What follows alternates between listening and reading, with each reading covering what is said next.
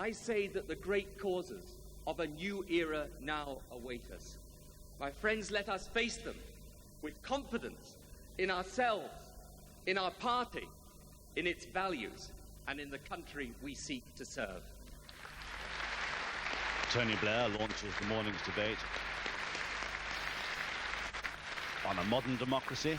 Later on, they'll be discussing the subject of electoral reform. Mr. Blair takes the well-earned drink, one of two rising young men in this Labour Party. The other one there you see, Gordon Brown, the shadow chancellor, who this morning has been responding to all the extraordinary news that we were discussing earlier with the Bundesbank and its tortured relationship with the British Chancellor. Thank you, Tony, for your very now, the first motion that will be before them is on the subject move on to a modern constitution of a modern constitution, Composite 54, but what it's really about is this: it expresses concern over the unaccountability of security agencies such as MI5 and therefore calls for a Labour Party and a parliamentary committee to oversee the work of the intelligence and security services. In particular, it says, these committees should examine Harold Wilson's resignation as Prime Minister and the work of the intelligence services in Northern Ireland at that time.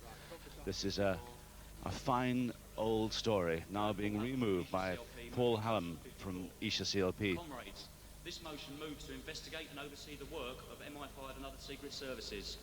George Orwell once stated, England, and I think we could include the whole of Britain in this, England, said Orwell, is the greatest country in the world, but in the wrong hands.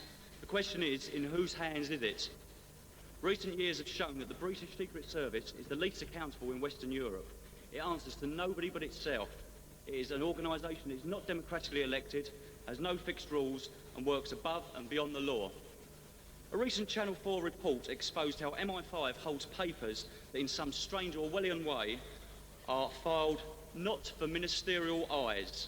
If the leaders of a democratically elected country cannot view them, exactly who can?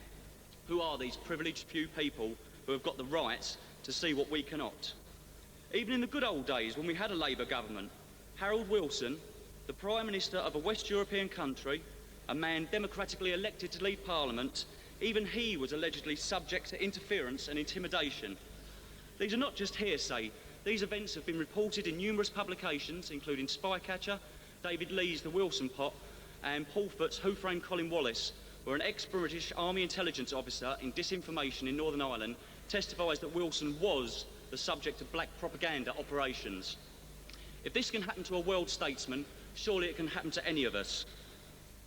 Every organisation that may not fit into the way of thinking of these privileged few can be discriminated against. Any action can be taken with no remorse, no accountability to the British people. The privileged few may tap phones, open mail and burgle anybody, from members of Parliament to union leaders to radical journalists, perhaps even the leader of the Liberal Democrats. Reports indicate that almost 3 million people in this country are in intelligence files. That means any person can be listed as dangerous by an office in London and refuse jobs, homes and visas, all without the individual's knowledge. As we approach what a so-called new era in world peace and cooperation, these covert actions must be scrutinised and made democratically accountable to Parliament and to these people sitting up here. Remember that if world leaders can be manipulated and discredited in this way, what can happen to the average person in the streets? Composite 54 in no way wishes to close the security services, but wishes to monitor them, observe them, and make them answerable to the people of the country they are said to represent. I ask you to support Composite 54.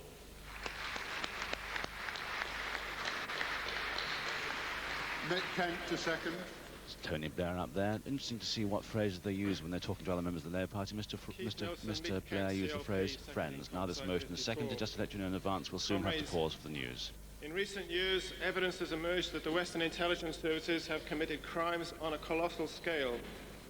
In June, a television programme revealed that for 40 years, secret terrorist organisations, many trained by Western intelligence agencies, have manipulated control of European sovereign states by a campaign of terror and murder. That secret network was known by the single word Gladio. Gladio has its origins in the aftermath of the Second World War, when the American Secret Service decided to recruit the network of so-called stay-behind fascist forces left by the retreating Nazis to form a secret army to oppose communism in the event of a communist electoral victory or a Soviet invasion. its clandestine nature and the desire of the West